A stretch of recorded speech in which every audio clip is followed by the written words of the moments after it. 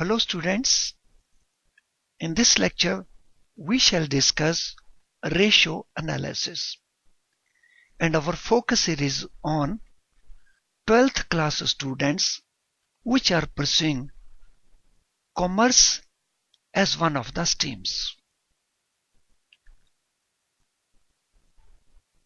इस पर्पस के लिए हम इस बैलेंस शीट को ले रहे हैं। जैसा कि आप जानते हैं, balance sheet on one side there is liabilities, on other side there are assets. Students, ये एनालिसिस पर्पस के लिए हम ये अज्यूम कर रहे हैं कि आपको बैलेंस शीट के बेसिक स्ट्रक्चर के बारे में जानकारी है। इस बैलेंस शीट में हमें कुछ जानकारी दी गई है, जिसमें रिजर्व एंड सरप्लस का वैल्यू 400, लॉन्ग टर्म लायबिलिटीज का वैल्यू 600, करंट लायबिलिटीज का amount 520 and total liabilities amount 1520। इसी प्रकार से fixed asset value 440, non current assets का वैल्यू 50, इंटेंजिबल एसेट्स का वैल्यू 50 एंड करंट एसेट्स का वैल्यू 980 है। करंट एसेट के 980 में क्विक एसेट का अमाउंट 390 है। इस प्रकार से टोटल एसेट वैल्यू भी 1520 है। इसके अलावा हमें सेल्स का वैल्यू दिया हुआ है 2500 एंड प्रॉफिट आफ्टर टैक्स का वैल्यू दिया है 250। So this is the information provided to us. इस इंफॉर्मेशन के बेसिस के ऊपर हमें कुछ रेशियोज को कैलकुलेट करना है। इन रेशियोज में current ratio, acid test ratio और quick ratio, debt equity ratio, total outside liabilities ratio, stock turnover ratio, debtors turnover ratio, debtors collection period, net profit to sales ratio, return on equity ratio and return on investment ratio का calculation हम करने जा रहे हैं। जैसा कि मैंने पहले कहा, यह एनालिसिस करते समय हम ये अज्यूम कर रहे हैं एज ए स्टूडेंट आप फेमिलियर हैं with balance sheet structure. So let us start. ये बैलेंस शीट जैसा हमने पहली स्लाइड में देखी। First of all current ratio. Current ratio को हम कैलकुलेट करते हैं करंट एसेट की वैल्यू को करंट लायबिलिटी की वैल्यू से डिवाइड करके। करंट एसेट का वैल्यू हमें 980 दिया हुआ है, करंट लायबिलिटीज का वैल्यू हमें 520 दिया हुआ है। सो 520 हम बांट रहे हैं 980 के। सो 980 डिवाइडेड बाय 520, करंट रेशियो हमारी आती है 1.88:1। इस रेशियो को डेसिमल में ही निकाला जाएगा और यहां पे एक जो रिप्रेजेंट करता है ये करंट लायबिलिटी को रिप्रेजेंट करता है एंड 1.88 ये करंट एसेट को रिप्रेजेंट करता है। 1.88:1 इसका मीनिंग क्या है? इसका मीनिंग है 1 रुपए की लायबिलिटी जो करंट लायबिलिटी है उसको 1 साल में पे करने के लिए इस बिजनेस ऑर्गेनाइजेशन के पास 1.88 रुपए के लिक्विड फंड्स हैं। Now how to calculate quick ratio. Quick ratio calculate करने के लिए हमारे पास क्विक एसेट का इंफॉर्मेशन होना अनिवार्य है। क्विक एसेट का इंफॉर्मेशन है 390। सो क्विक रेशियो, जिसे हम एसेट टेस्ट रेशियो भी कहते हैं, इसको हम quick asset divided by current liability formula से कैलकुलेट करेंगे। क्विक एसेट्स 980 है करंट लायबिलिटी 520 है, so ratio is 0.75:1. This means current liability को पे करने के लिए हमारे पास जो क्विक एसेट का वैल्यू है, उन दोनों का रेशियो 0.75:1 है. Date equity ratio. Debt equity ratio leverage ratios का पार्ट है और इस रेशियो को हम कैलकुलेट करते हैं लॉन्ग टर्म लायबिलिटीज को डिवाइड टेंजिबल नेटवर्थ के साथ करके. इस इंफॉर्मेशन में हमारे पास टेंजिबल नेटवर्थ का इंफॉर्मेशन अवेलेबल है. कैपिटल एंड रिजर्व्स के टोटल को हम टेंजिबल नेटवर्थ कहते हैं. जब टेंजिबल नेटवर्थ से इनटेंजिबल एसेट की वैल्यू को माइनस कर दिया जाए, तब हमारे पास टेंजिबल नेटवर्थ का वैल्यू बच जाता है. सो 400 minus 50, 350 is value of tangible net worth.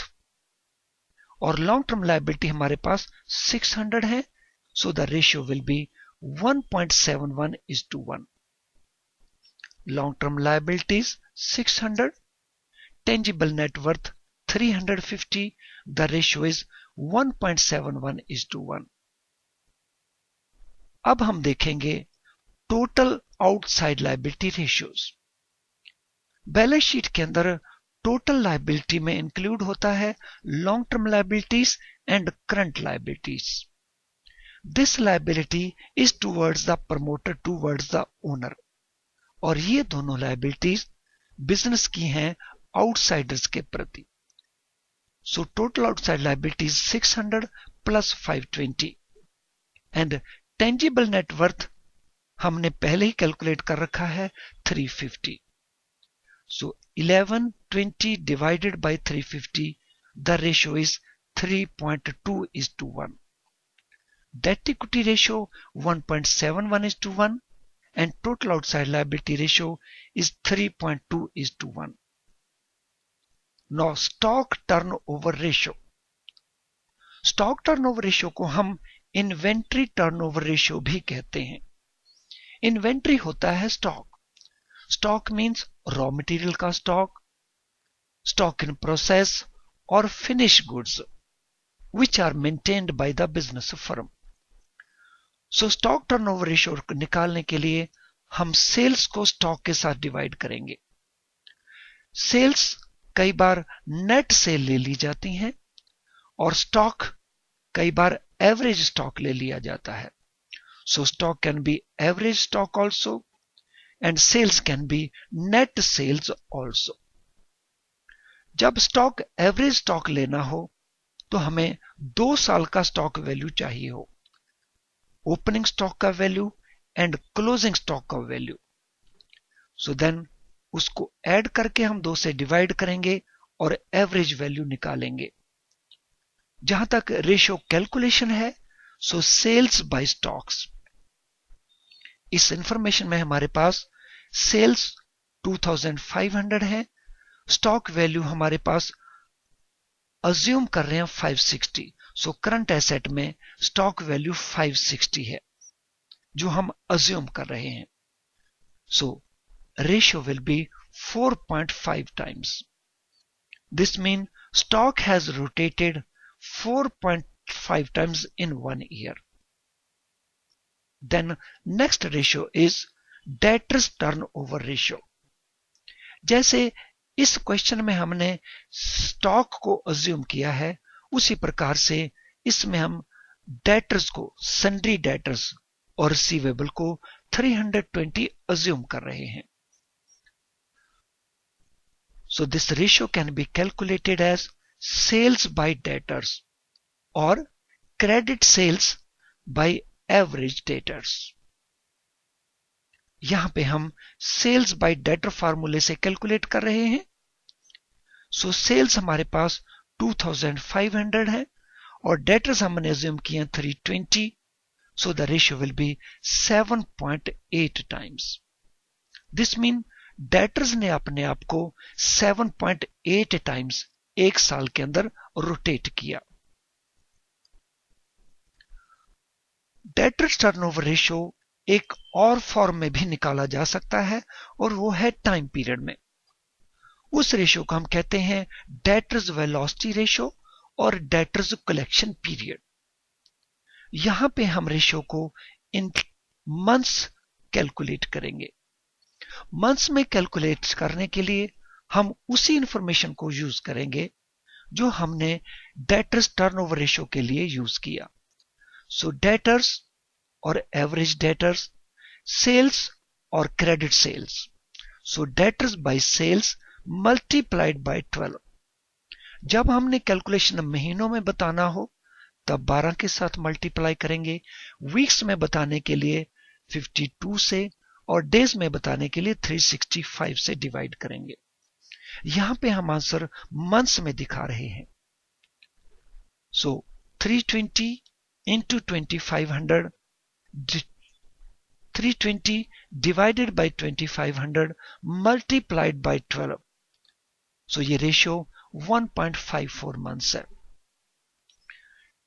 इस रेशियो का मीनिंग यह है कि यह बिजनेस फर्म अपने डेटर्स की रिकवरी, क्रेडिट सेल्स की रिकवरी 1.45 मंथ्स में कर पा रही है।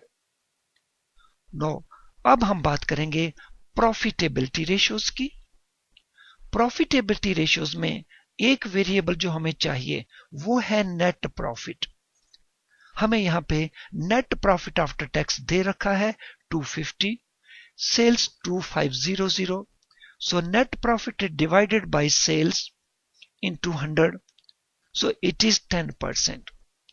Net profit can be taken before profit also, it can be taken after profit also, और यहां पे हमने इसको आफ्टर टैक्स ले रखा है। So 250 divided by 2500, the ratio is 10%. So अपनी सेल्स के ऊपर इसको जो प्रॉफिट हासिल हो रहा है after tax, that is 10%. Next ratio is return on equity ratio. Equity means amount of capital plus reserves, that is tangible net worth. So इस रेशियो को हम कैलकुलेट करते हैं net profit divided by tangible net worth into 100। Net worth हम लेंगे after tax, that is 250। Then tangible net worth already हम calculate कर चुके हैं, 400 minus 50 that is 350 multiplied by 100। So ये रेशियो है 71%। ये रेशियो क्या इंडिकेट करती है? ये रेशियो इंडिकेट करती है कि ओनर्स के फंड्स के ऊपर उसको जो रिटर्न मिल रहा है, जो प्रॉफिट मिल रहा है, that is 71% of his investment. And last ratio is return on investment.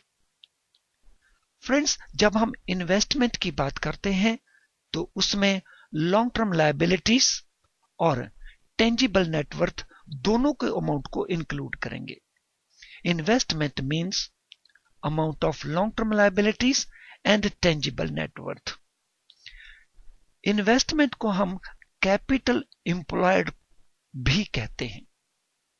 So return on investment will be calculated as net profit after tax divided by tangible net worth plus long term liabilities।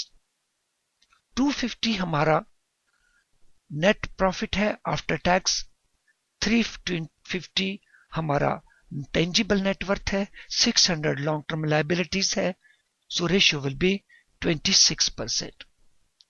जब हम return केवल देखते हैं on equity, that is on tangible net worth, then return is very high, that is 71%। वही return जब हम investment के ऊपर देखते हैं, that is total of these two, then ये रिटर्न है 26%। इस प्रकार से हम डिफरेंट रेशियोज कैलकुलेट कर सकते हैं। स्टूडेंट्स, आई होप कि इस वीडियो से आपको बेनिफिट मिलेगा। आई thank you for watching this video. Thank you once again।